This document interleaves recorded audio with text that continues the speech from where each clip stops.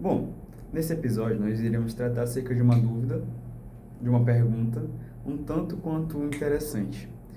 Como Deus, sendo bom e poderoso e tendo por adjetivo o amor, pode existir em meio a um mundo que é mau e perverso? E por que essa dúvida é tão boa? Quando nós começamos a nos aprofundar, ou então a retroceder um pouco no pensamento, nós entendemos que Deus é poderoso, Deus tem todo conhecimento e Deus está em todos os lugares. E Ele, sendo todo poderoso, criou todas as coisas. Criou os anjos, nos criou, nós somos criatura, criou a terra, criou tudo que existe. Logo, não tem como, de certa forma, nós dizermos que o mundo é mau por uma questão de escolha de Adão e Eva. Por mais que a maldade, o pecado entrou no mundo e tudo se perverteu por causa dessa escolha. Mas se nós entendemos que Deus é todo-poderoso e Ele que criou todas as coisas e que Ele já sabia que ia acontecer, de certa forma, não tem como livrar Deus da responsabilidade da existência da maldade no mundo. E é nisso que nós iremos nos aprofundar e trabalhar, para que, de certa forma, não necessariamente nós tiremos Deus da forca, porque Ele não precisa, mas para que nós possamos entender como isso tem tudo a ver com o amor. E não pense necessariamente, ou então logo de cara, que Deus nos ama a ponto de nos fazer sofrer. Calma. A gente irá entender melhor acerca desses questionamentos que tanto eu acho intrigante e que são fatores cruciais para nos mover nessa fé em Deus.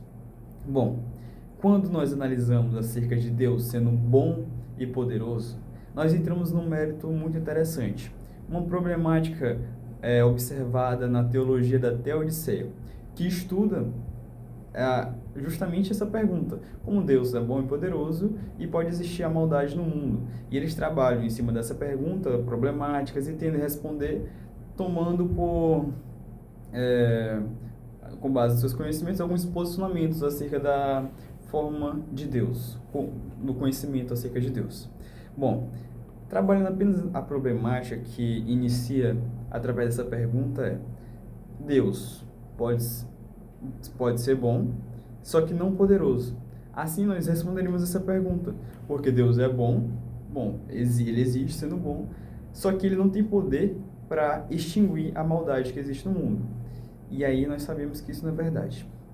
Ou tem o outro lado, o oposto, que Deus é todo poderoso, porém ele não é bom. É um Deus mau, e essa ideia ela acaba levando muito para uma crença, muito pelo viés de quem não acredita em Deus, de que realmente Deus até pode existir, só que ele não é bom.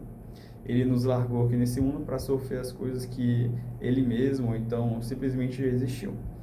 Ou há uma outra crença onde Deus é bom e simplesmente ele não tem todo o poder, ou seja, de uma certa forma ele não é Deus. Porém, quando nós lemos a palavra de Deus e partimos do pressuposto que já acreditamos em Deus, a gente entende que a palavra de Deus é inefável e é a palavra de Deus. E lá fala em Salmo 100, fala que Deus é bom. Em Efésios fala que Deus é todo-poderoso e que a sua vontade é boa, perfeita e agradável, e que nós não conseguimos conceber em pensamento a sua vontade e aquilo que Ele quer para a nossa vida. Ou seja, Deus é bom, Deus é poderoso, mas também existe a maldade no mundo. Ou seja, voltamos ao início da pergunta, a dúvida que nós temos: como pode Deus existir e a maldade no mundo ser uma permissão, ou então simplesmente uma criação de Deus? Como é que Deus é santo e puro e a maldade existe? Perguntas boas, perguntas interessantes. Se nós não tivermos a razão da nossa fé, nós podemos ser levados por vãs doutrinas. E perguntas como essas que eu estou tentando responder, são pertinentes aos cristãos. Ou então, até mesmo para que, quando nossa faculdade, ou então um ambiente em que trabalhamos, pessoas que não acreditando em Deus possam ter essa dúvida. Ou então, de certa forma, eles se basearem nessa dúvida, ou então nessa pergunta, pelo justo fato deles não acreditarem em Deus. Cara, não tem como Deus existir e o mundo ser mau. Porém, a gente vai partir desse ponto acerca da compreensão de Deus. Porque Paulo fala em 1 Coríntios, capítulo 13, que não conhecemos Deus totalmente. E aí eu posso entrar no mérito que muita gente já pode pressupor, então imagina que eu vou trabalhar acerca do Deus da lacuna. O que é um Deus da lacuna, por acaso que você não saiba? Não estou trabalhando necessariamente acerca da existência, mas é um ponto. Que Deus existe em certa parte com base em uma pergunta que nós não temos uma resposta. Aí eu falo assim, eu não tenho o conhecimento necessário, ou talvez ninguém tenha o conhecimento necessário, porque as Sagradas Escrituras não existe de fato para responder todas as perguntas, os questionamentos. Há dúvidas que nós só saberemos a resposta quando nós tivermos um corpo e uma mente transformada. Aí eu falo, Deus existe, porém essa dúvida aí talvez eu não consiga te responder. Aí eu estou trabalhando em certas lacunas de conhecimento a existência de Deus. Porém, não é o que eu estou tentando fazer com base nessa pergunta. Por mais que tenha tudo a ver. O que eu quero dizer? Conhecer a Deus. E Paulo fala que em parte conhecemos, em parte profetizamos, em parte conhecemos. E o que nós sabemos hoje é o mesmo que um reflexo de um espelho turvo.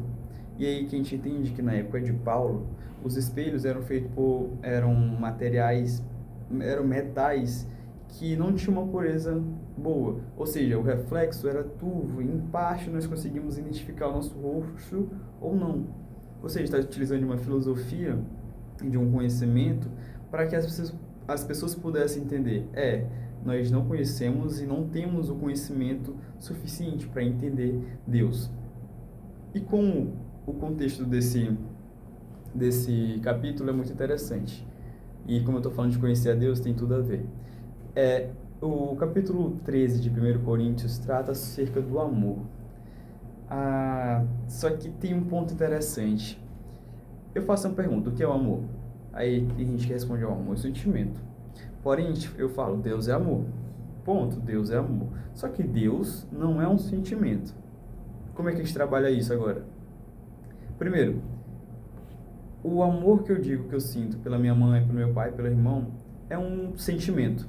E quando a gente estuda, a gente até entende que é um tipo de amor chamado amor estorge, amor familiar, ou o amor que eu sinto pelo meu cônjuge, amor eros, ou outro tipo de amor que sim, se trata de sentimento, por uma outra pessoa.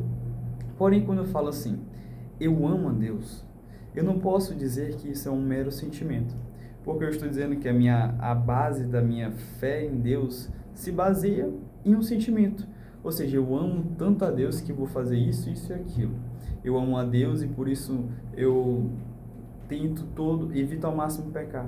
Ou seja, estou baseando num mero sentimento a minha crença em Deus. Não tem como ser conciliável isso. E aí nós passamos a observar Deus sendo amor. E que amor é esse? Né? Amor inigualável. E é interessante, primeiro que a gente entende que amor é Deus, porque no capítulo, nos primeiros versículos do capítulo, fala que ainda que eu falasse a língua dos anjos, a língua dos homens, que eu profetizasse, curasse, ou seja, Paulo está falando acerca dos dons espirituais, e não tivesse amor, nada disso valeria. Ou seja, eu posso ter recebido do Espírito Santo os dons, e mesmo assim não conhecer a Deus. Eu posso efetuar as maravilhas, os dons, e mesmo assim não conhecer a Deus. E isso é possível? Claro que é possível. Quando, lá em Mateus, se eu não me engano, Jesus fala, olha, haverá um dia em que muitos virão e dirão, olha, em teu nome nós profetizamos, em teu nome nós curamos, em teu nome nós fizemos milagres e maravilhas. O que é que Jesus fala lá naquele contexto? Olha, apartem-se de mim, eu não vos conheço. Não vos conhece quem? Jesus. Jesus é quem? Deus. Ou seja, logo, eu poderia ter os dons e não conhecer a Deus, e não ter amor. Entende? E que amor é esse? Como é que esse amor ele pode ser traduzido de uma certa forma ao nosso entendimento, a ponto de dizer, realmente eu amo a Deus? A linguagem, o tipo de amor. A gente entende na psicologia que há diversas formas de linguagem de amor. Tem gente que é o do toque, tem gente que é do conversar e tem muitas outras linguagens. E de uma forma que nós podemos entender, a linguagem do amor de Deus é a obediência.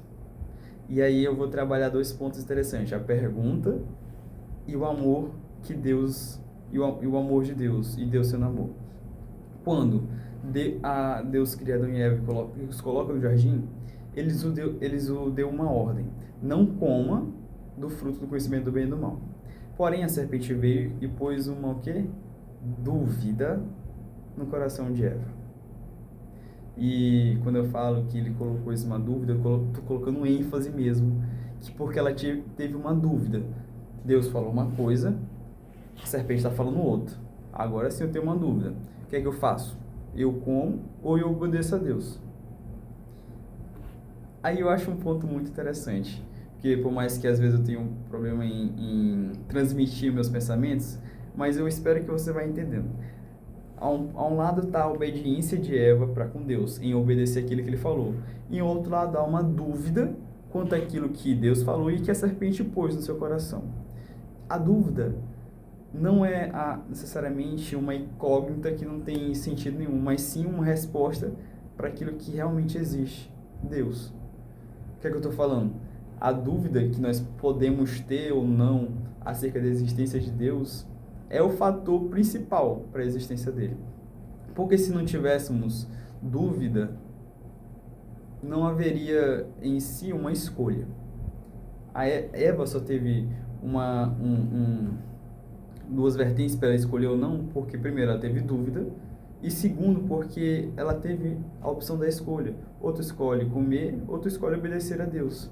Se eu não tivesse, de certa forma, dúvidas enquanto à existência, eu tinha dúvidas, agora eu tenho uma certeza, eu não teria, de certa forma, uma escolha, porque não teria por que duvidar, não teria por que eu exercer minha fé, sabendo que a fé é a certeza das coisas que nós não olhamos, mas que esperamos que vai acontecer. Eu espero que Jesus vai voltar, eu creio nele.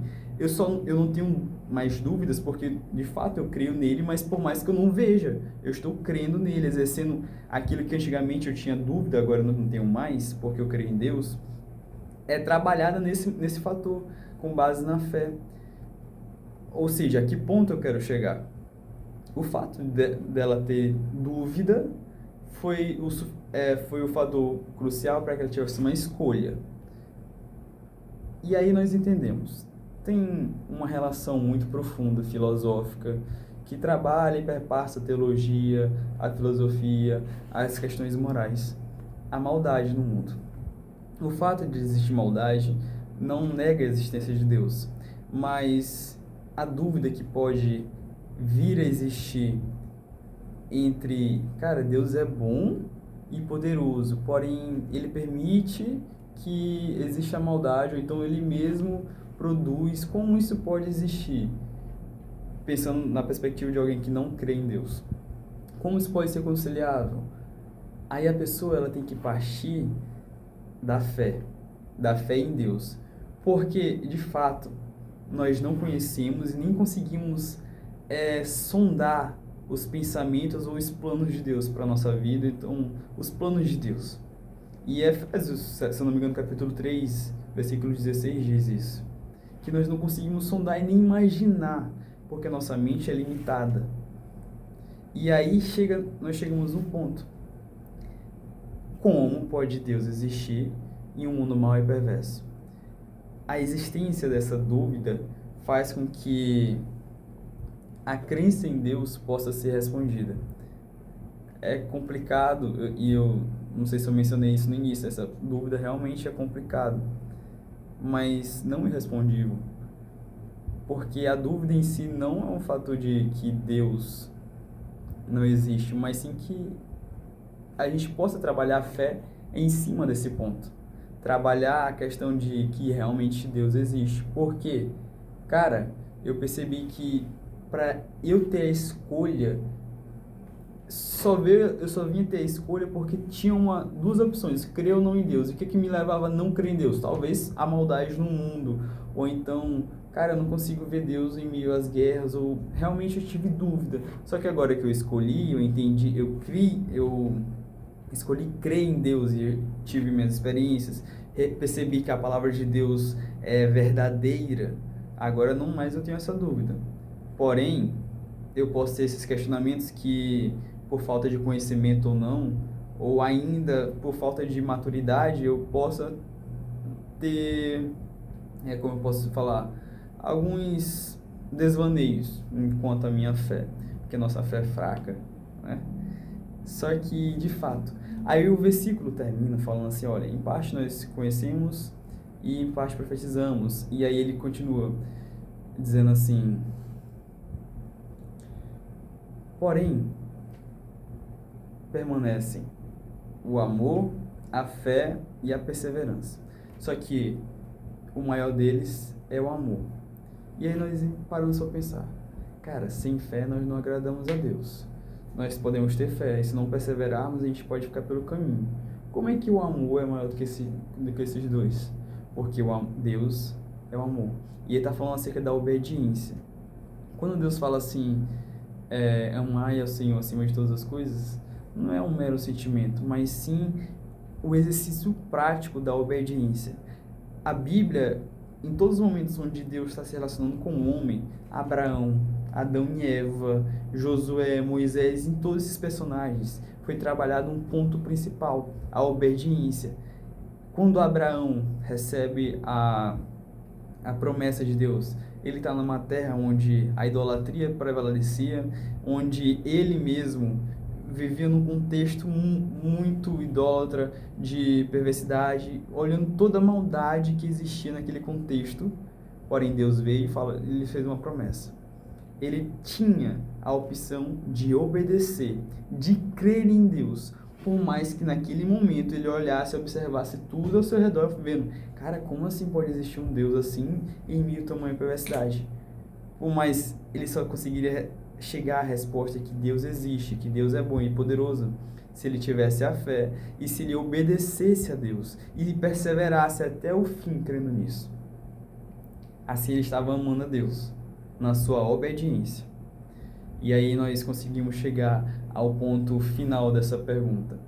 Como Deus pode existir? E a maldade no mundo também pode. E aí nós entendemos que uma coisa não anula a outra. Apenas a nossa falta de conhecimento ou então um entendimento acerca dos planos de Deus é que causa essa dúvida moral. Porque a nossa moralidade diz assim, cara, não tem como, Deus é bom e isso aqui não tem como existir. A nossa moralidade, que é baseada em qual? Na de Deus. E aí eu acho muito interessante no livro de C.S. Lewis, Cristianismo Puro e Simples, ele vai trabalhar acerca disso, dessa lei natural que nos rege, assim, desde os primórdios. Como assim a gente sabe o que é certo e errado? Com base em quê? Em algo que é puro e algo que é perfeito. Como é que nós conseguimos ou concebemos isso? Por causa que Ele nos criou, nós somos em mais semelhança dEle. E aí ele vai trabalhar esse ponto da existência de Deus a partir dessa lei natural, que rege e governa tudo e todos, toda a sociedade, toda a tribo, povo e nação. Mas isso aí já é um outro ponto, que C.S. Lewis trabalhou muito bem. Mas chegamos ao final dessa pergunta e nós entendemos, primeiro, que uma coisa não anula a outra. A existência de Deus sendo bom e poderoso não anula a existência do mal, que possa vir causar dúvida para que nós possamos ter uma escolha de crer ou não. Porque se não houvesse esse tipo de dúvida, se não houvesse algo que fosse aparentemente nossa visão imoral quanto ao nosso contexto, nós não teríamos dúvidas, e o fato de não ter dúvida, nós não teríamos escolha. E aí é um fator interessante, a escolha que nós temos de crer ou não em Deus. E se ficou tudo muito tenebroso, eu creio que nós iremos abrir um espaço para dúvidas e perguntas, ou questionamentos, ou posicionamentos contrários ou não ao que eu estou falando. E eu espero de fato que você tenha entendido, ou como o meu colega meu que também trouxe essa dúvida, tenha no seu coração tido uma calma e uma paz de que, cara, simplesmente é porque eu não tinha entendido até então esse tipo de visão, esse posicionamento, ou então esse conhecimento que Deus sempre nos deixou na palavra dele, mas que muitas vezes nós não buscamos, e o fato de não nos buscarmos faz com que nós caímos nas trevas, E lá não é um bom lugar, porque a palavra de Deus é nossa luz. E se nós não buscarmos elas, nós ficaremos nas trevas. Então eu espero que esse vídeo tenha, de certa forma, influenciado você positivamente e que você tenha outras dúvidas, que isso é bom, as dúvidas são boas, as dúvidas são muito bom. É um fator crucial para nossa busca, ou então, ou não. Pois é, desde já eu peço que deixe o joinha, tô brincando, mas eu agradeço a atenção de todos que chegaram até o final do vídeo.